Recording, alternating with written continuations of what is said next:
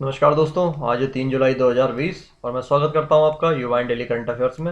आज का current affairs है, उसकी पीडीएफ का लिंक हमने डिस्क्रिप्शन में दिया हुआ है, आप वहां से डाउनलोड कर सकते हैं।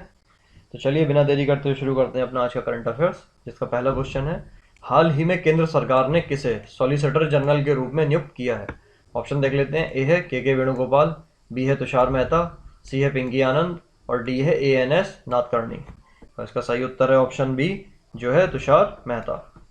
देखिए, केंद्र सरकार ने उच्चतम न्यायालय के लिए अपने कानूनी अधिकारियों में बड़ा फेरबदल किया है और केंद्रीय मंत्रिमंडल की नियुक्ति समिति ने क्या किया है कि वरिष्ठ वकील तुषार मेहता को सॉलिसिटर जनरल के रूप में 3 वर्ष के लिए फिर से नियुक्त करने की मंजूरी दे दी है।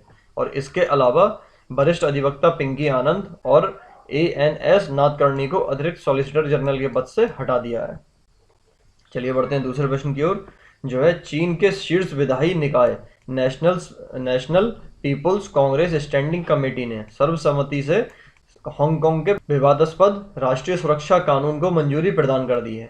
यह विवादास्पद कानून हांगकांग में कब से लागू होगा? ऑप्शन देख लेते हैं। ए है 1 जुलाई 2020, बी है 1 अगस्त 2020, सी है 1 नवंबर 2020 और डी है 1 जनवरी 2021।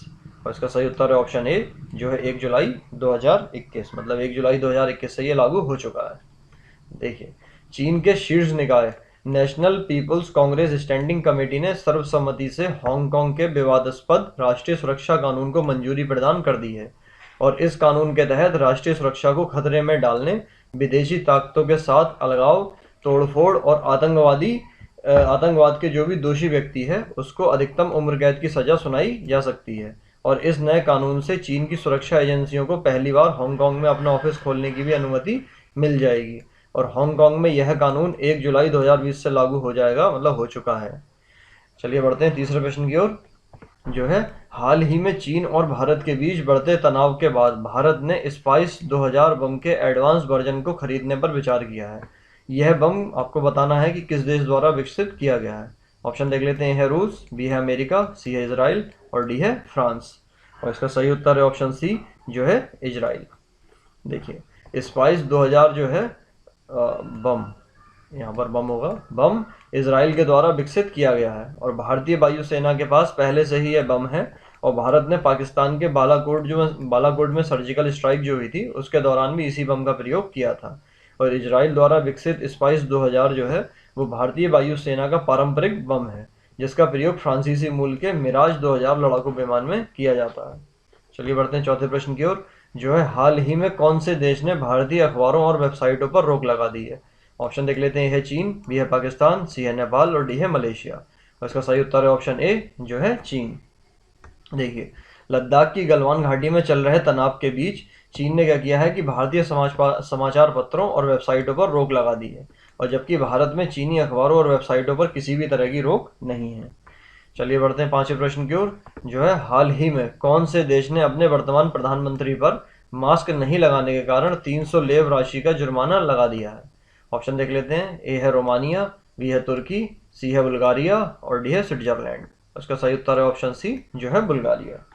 देखिए, हाल ही में बुल्गारिया ने अपने वर्तमान प्रधानमंत्री बुकोयो बोरिसोव पर मास्क न पहनने के कारण 300 लेव, ये बुल्गारिया की मुद्रा है, उसका जुर्माना लगा दिया है। और वह क्या है कि एक चर्च के कार्यक्रम में बिना मास्क लगाए ही पहुंच गए थे। चलिए बढ़ते हैं छठे प्रश्न की ओर, जो है हाल ही में चीन में कौन सा नया वायरस मिला है जो कि सुअरों के द्वारा फैलता है? ऑप्शन देख लेते हैं। ए है H1N12, बी है G4, सी है G2 और डी है G8। और इसका सही उत्तर है ऑप्शन बी, जो है G4। देखिए, हाल ही में चीन के सुअरों में एक नए वायरस की पहचान हो गई है और यह नया जानलेवा वायरस जो है वो वैश्विक महामारी की क्षमता वाला नया स्वाइन फ्लू हो सकता है और नया घातक किस्म का जो स्ट्रेन G4 वायरस है। और क्या है कि इस वायरस में वैश्विक महामारी के भी सभी तत्व मौजूद हैं। चलिए बढ़ते हैं सातवें प्रश्न की ओर, जो है गंगा को निर्मल बनाने के लिए चल रही सरकार की नमामि गंगे, कौन सी है? नमामि गंगे के लिए विश्व बैंक ने कितनी राशि को मंजूरी प्रदान की है? ऑप्शन देख लेते हैं। ए है $40 करोड़, बी है $50 करोड़, सी है $60 करोड़ और डी है $35 करोड़। और इसका सही उत्तर है ऑप्शन ए, जो है $40 करोड़। चलिए बढ़ते हैं आठवें प्रश्न की ओर, जो है 1 जुलाई 2020 को भारतीय स्टेट बैंक के स्थापना के कितने वर्ष पूर्ण हुए हैं? ऑप्शन देख लेते हैं। 60 वर्ष, बी है 65 वर्ष, सी है 70 वर्ष और डी है 50 वर्ष। और इसका सही उत्तर है ऑप्शन बी जो है 65 वर्ष। देखिए, भारतीय स्टेट बैंक की स्थापना हुई थी 1 जुलाई 1955 को और इसका मुख्यालय कहाँ स्थित है? मुंबई में। और वर्तमान में इसके जो चेयरमैन हैं वो हैं रजनीश कुमार। चलिए बढ़ते हैं 90वें प्रश्न की ओर। जो है, हाल ही में प्रधानमंत्री नरेंद्र मोदी ने देश के नाम संबोधन के दौरान गरीब कल्याण अन्न योजना का विस्तार कब तक के लिए बढ़ा दिया है? ऑप्शन देख लेते हैं। जुलाई 2020, बी है अगस्त 2020, सी है अक्टूबर 2020 और डी है नवंबर 2020। और इसका सही उत्तर है ऑप्शन डी जो है नवंबर 2020। देखिए, प्रधानमंत्री नरेंद्र मोदी ने क्या किया है कि देश के 80 करोड़ लोगों के लिए प्रधानमंत्री गरीब कल्याण योजना को 5 महीने तक और बढ़ा दिया है। और इस योजना के तहत हर गरीब परिवारों के जो प्रत्येक व्यक्ति है उसे 5 किलो अनाज मुफ्त दिया जा रहा था।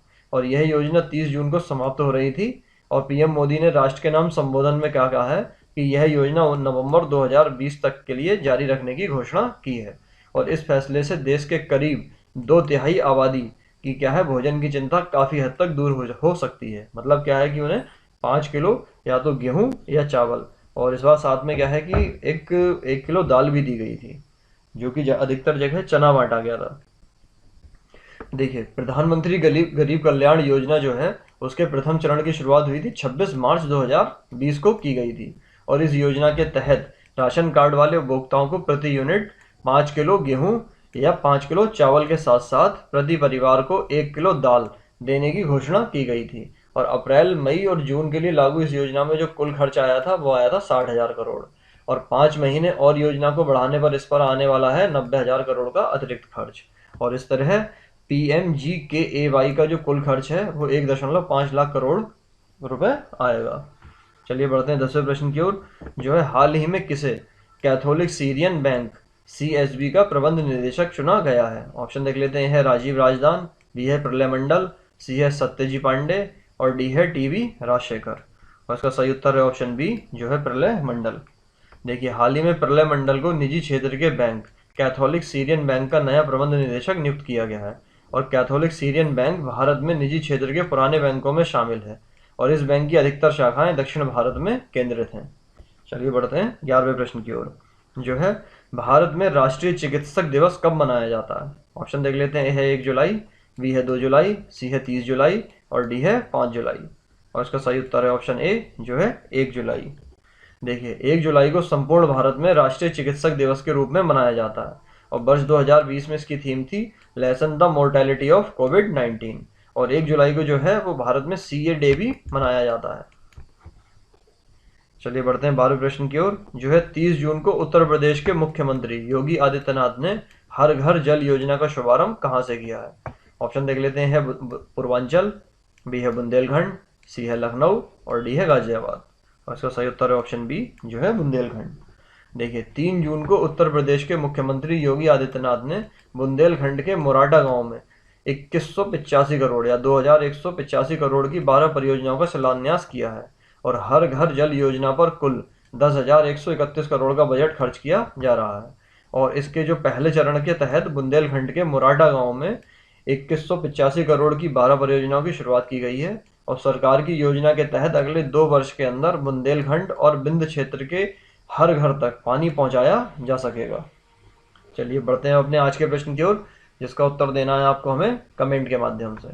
प्रश्न है, भारतीय आयात निर्यात बैंक की स्थापना कब हुई थी? ऑप्शन देख लेते हैं। ए है 1964, बी है 1982, सी है 1992 और डी है 1998। इस प्रश्न का उत्तर देना है आपको हमें कमेंट के माध्यम से। तो आज के अंक में इतना ही। Thanks for watching. वीडियो पसंद आया तो अब इसे लाइक कीजिए और साथ साथ में कमेंट कीजिए अपना प्रश्न का उत्तर और फीडबैक। और इस वीडियो को शेयर करना तो बिल्कुल ना भूलें। जितने ज़्यादा से ज़्यादा हो सके इसको शेयर करें। और अगर आप हमारे चैनल पर नए हैं तो इसे सब्सक्राइब कीजिए। चलिए मिलते हैं कल के अंक में। तब तक के लिए जय हिंद, जय भारत।